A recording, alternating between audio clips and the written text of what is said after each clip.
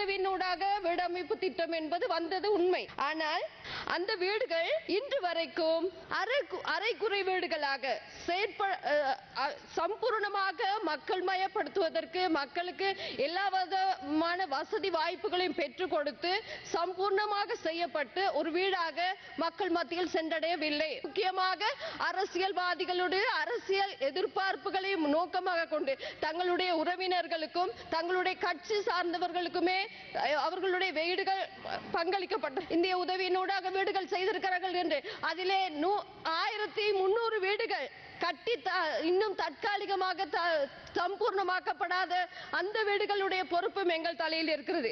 அதெல்லாம் சேர்த்துதான் 6000 வீடுகள். அதே வரவு செலவு திட்டத்தில் எமது சமூகத்தினை மலையக தமிழர் என கூறியமை மகிழ்ச்சி அளிக்கின்றது. அதற்காக அதிமேதிக ஜனாதிபதி அவர்களுக்கு மலை மக்கள் சார்பாக நன்றியினை தெரிவித்துக் கொள்கின்றேன். மம எத்திரம அவங்க வெடக்கார தீரா நான் உண்மையுடன் வேலை செய்திருக்கின்றேன், திருடவில்லை. நான் 2016 தொடக்கம் 2019 வரை நீங்கள் உள்ள அமைச்சிலேயே இருந்தேன். நீங்கள் அங்கு ஏதாவது திருட்டு இடம்பெற்றுள்ளதா என பரீட்சிக்க முடியும். இந்தியாவின் வீட்டு திட்டம் வழங்கப்படவில்லை. நாமே அதனை பேசி பெற்றுக் கொடுத்தோம். தனித்தனி வீட்டு திட்டத்தினை நாமே பெற்றுக் கொடுத்தோம்.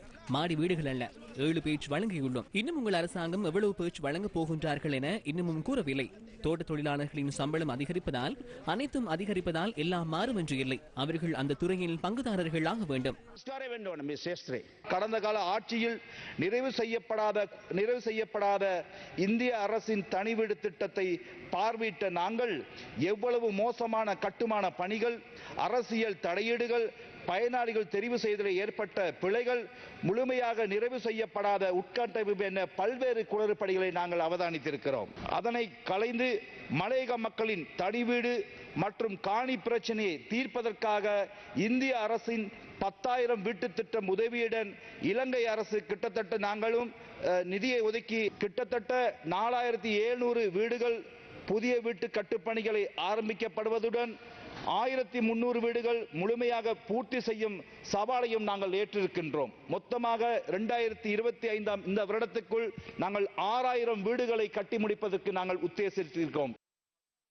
இந்த மக்கள் எதிர்நோக்குகின்ற பல்வேறு தரப்பட்ட பிரச்சனைகளுக்கு நாங்கள் இந்த விவாதத்தின் மூலமாக எமது இந்த காலப்பகுதியில் நாங்கள் தீர்வுகளை பெற்றுக் கொடுக்க நாங்கள் எண்ணுகின்றோம். குறிப்பாக அது தென்னை உற்பத்தி சார்ந்த விடயங்களாக இருக்கலாம், பனை உற்பத்தி சார்ந்த விடயங்களாக இருக்கலாம், மலையகத்தில் தேயிலை உற்பத்தி மாத்திரமல்ல, அந்த மக்களது அடிப்படை வாழ்க்கை சம்பந்தப்பட்ட அடிப்படை வசதிகள் சம்பந்தப்பட்ட விடயங்களாக இருக்கலாம். இந்த அனைத்து விதமான விடயங்களுக்கும் நாங்கள் நிரந்தர தீர்வினை நாங்கள் பெற்றுக் கொடுக்க நாங்கள் கடமைப்பட்டிருக்கிறோம். இந்த வேலை வாய்ப்புகளை தேடி ஒவ்வொருவரின் வீட்டில் வேலைக்கு வருகின்ற அந்த அநீதிக்கு உள்ளாக்கப்படுகின்ற பெண்கள், பொது போக்குவரத்து சேவைகளின் போது பாதிக்கப்படுகின்ற பெண்கள், மலையகத்திலாக இருக்கலாம், தோட்ட தொழிலாளர்களாக இருக்கலாம், ஏனைய வேலை ஸ்தலங்களிலாக இருக்கலாம், இவ்வாறு பாதிப்புகளுக்கு உள்ளாகின்ற பெண்களுக்கு சட்ட ரீதியான பாதுகாப்பு மட்டுமல்லாமல் சமூக ரீதியான பாதுகாப்புக்காகவும் நாங்கள் இந்த சட்டங்களை பலப்படுத்துவோம்.